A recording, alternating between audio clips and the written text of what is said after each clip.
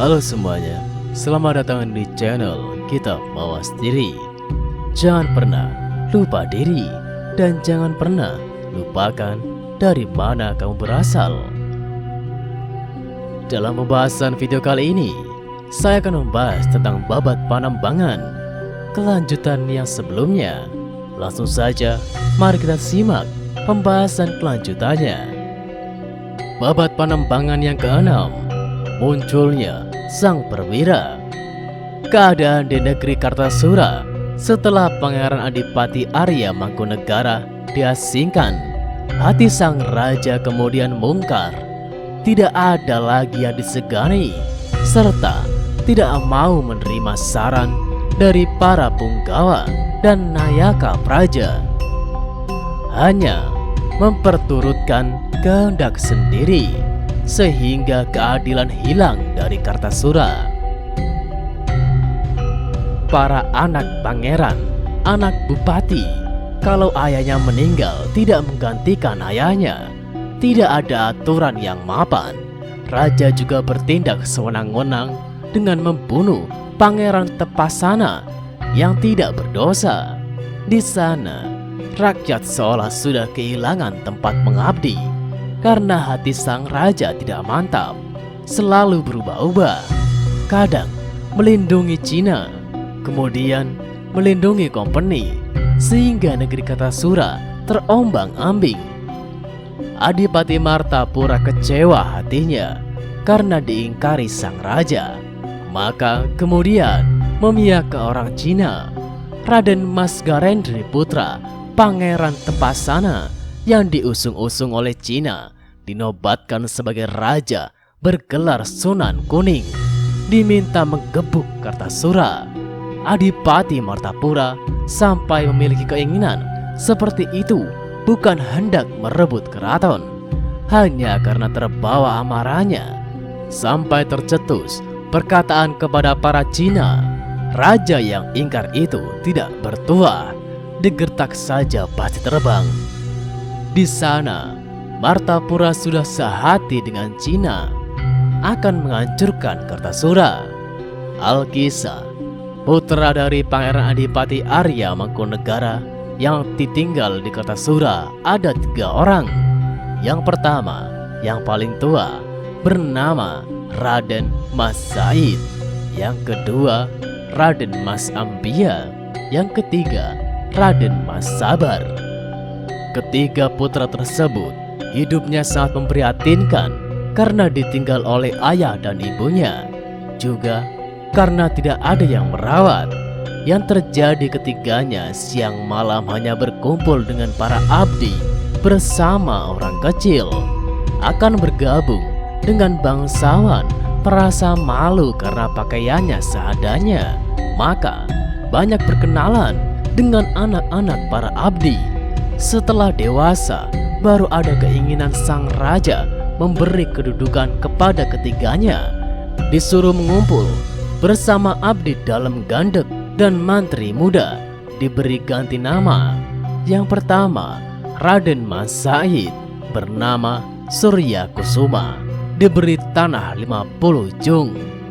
Yang kedua, Raden Mas Ambia bernama Marta Kusuma, diberi tanah 25 jung. Yang ketiga, Raden Mas Sabar bernama Wirya Kusuma, diberi tanah 25 jung. Alkisah, putra dari Tumenggung Wirasuta bernama Raden Sutawijaya yang pisah dari Mataram. Itu masih satu darah dengan Adipati Pangeran Adipati Arya Mangkunegara. Adapun urutannya sebagai berikut. Panembahan Senopati ing Ngalogo di Mataram berputra Raden Sutawijaya, lalu berputra Nyai Ageng Panembahan Rama, lalu berputra Raden Sutawijaya kedua, lalu berputra Raden Adipati dan Reja Pati di Kartasura. Lalu berputra Raden Tumenggung Wirasuta di Kartasura. Selanjutnya berputra Raden Sutawijaya ketiga. Selanjutnya kita sebut saja Raden Sutawijaya.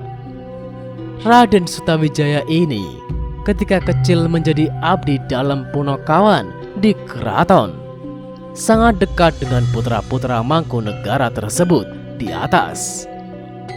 Raden Sutawijaya sepeninggal ayahnya tidak menggantikan kedudukannya, hanya menerima tinggalan yang berupa harta saja agak banyak, karena Raden Tumenggung Wirasuta tadi kaya harta.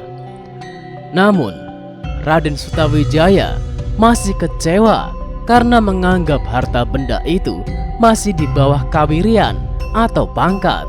Maka kecewaan tak tidak bisa hilang, malah makin menjadi. Bahkan yang mengalami kekecewaan demikian itu bukan hanya Raden Sutawijaya sendiri. Banyak anak bupati mantri yang tidak bisa menggantikan kedudukan ayahnya yang meninggal karena sudah berubah aturan negeri. Oleh karena Raden Sutawijaya dalam mencari alasan untuk melampiaskan kekecewaannya, seperti peribahasa, pencuri mendapati lobang, lalu mengumpul bersama-sama anak para punggawa yang juga sakit hatinya ingin keluar dari negara.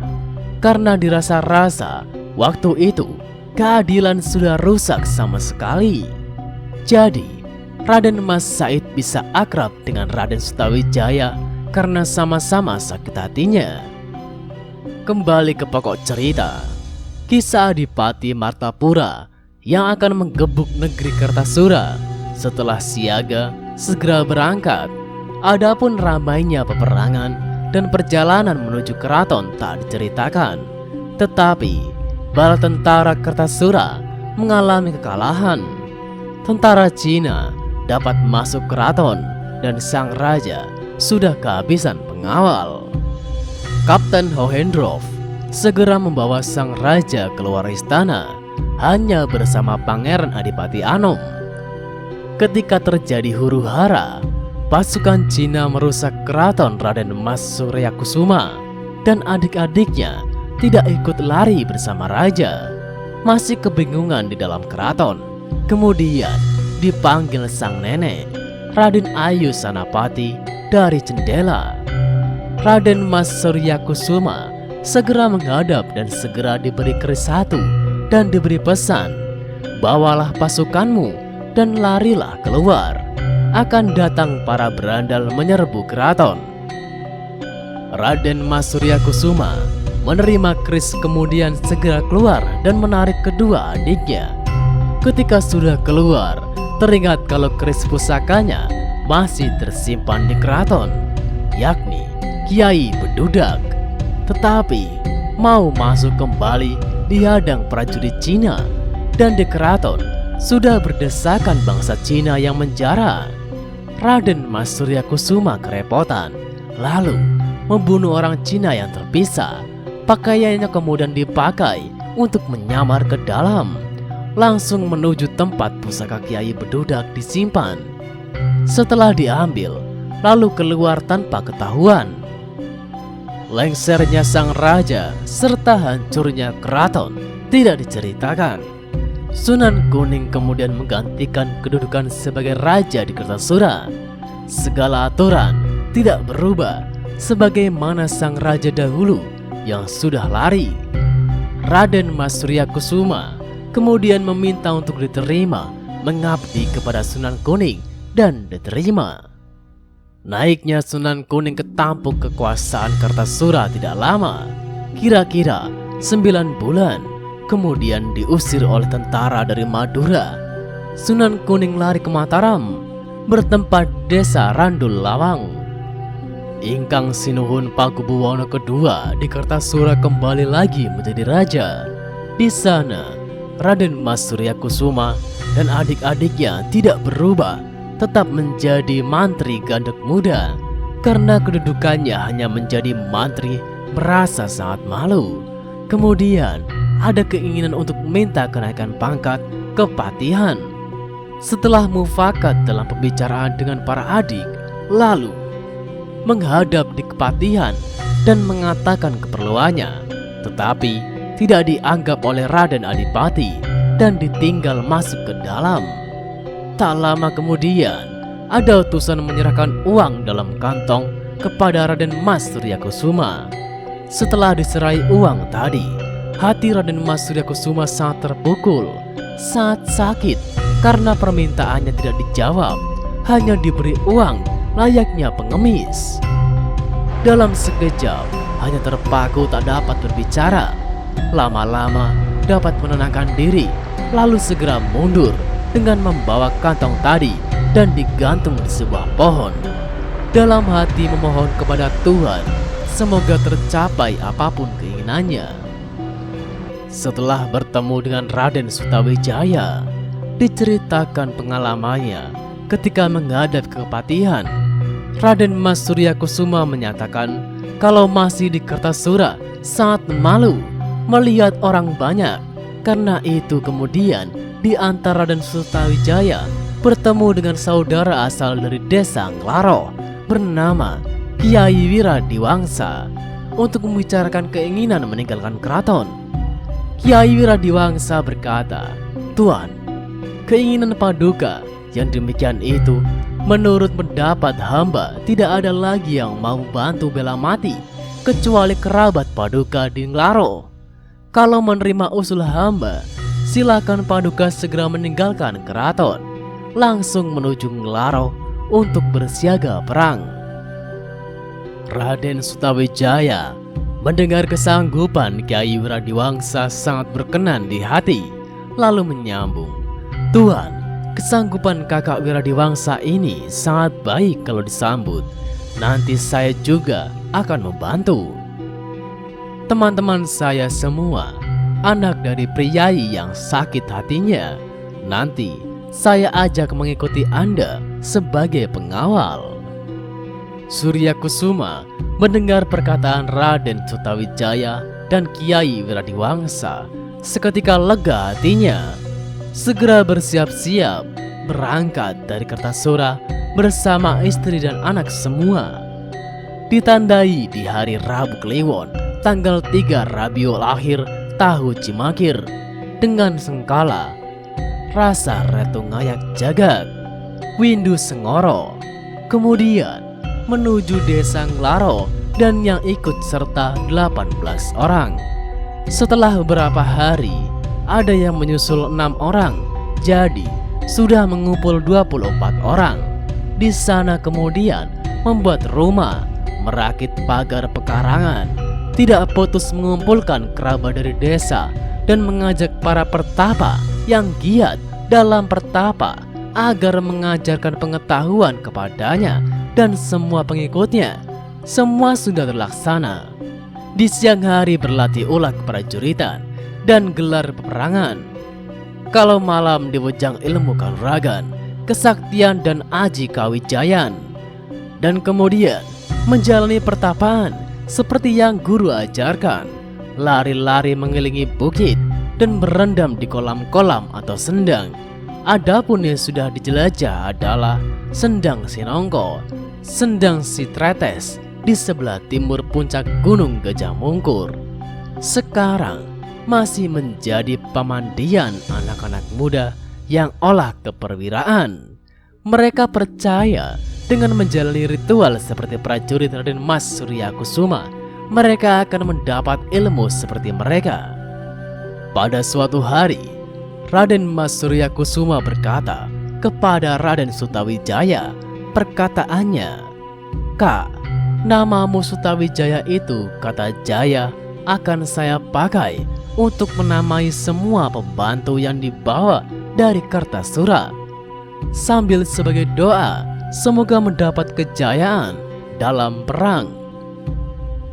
Oleh karena itu, pembantuku dari Kertasura sebutlah sebagai Punggawa, artinya yang dibawa dari Kertasura. Adapun engkau kakak, saya sudah sebagai tetua dan masalah kepemimpinan saya serahkan kepadamu semua." dan engkau sekarang pakailah nama Kiai Ngabei Rangga Panembangan, karena kakak sudah menjadi tambang bagiku. Yang demikian itu supaya menjadi pengingat kepada anak cucu, dan saya angkat sebagai pati untuk mengemban amanatku. Dan lagi, punggawaku kuberi nama dengan awalan Jaya, seperti Jaya Utama, Jaya Prameya, Jaya Wicanten, Jaya Wiguna, Jaya Sutirta, Jaya Nimpuna, Jaya Prabata, Jaya Santika, Jaya Puspita, Jaya Sudarga, Jaya Sudarma, Jaya Dipura, Jaya Liangan, Jaya Jagalautan, Jaya Tilarsa, Jaya Winata, Jaya Pangrawit, Jaya Prawira. Semua yang menerima perintah sangat gembira dan patuh. Kiai Ngabei Rangga Panembangan dalam hati memuji kepada tuannya yang bisa membuat nama yang pantas dan cocok dengan kejadian yang dialami. Sekarang tiba saatnya untuk memulai perjuangan menentang ketidakadilan di Kartasura. Perjuangan masih akan sangat panjang dan mereka sadar itu. Jadi, nantikan pembahasan kelanjutannya tetap di channel Kitab Mawas Diri.